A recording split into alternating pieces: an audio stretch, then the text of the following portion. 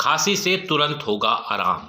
खांसी करते करते कई बार छाती में जकड़न, छाती में भारीपन और पेट तक दर्द हो जाता है।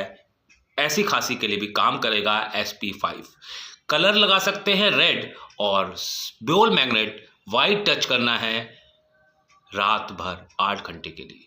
कैसी भी पुरानी खांसी हो जड़ से ठीक हो जाएगी। करके देखें और जो भी आपका अनुभव हो दूसरों को शेयर भी करें। Thank you.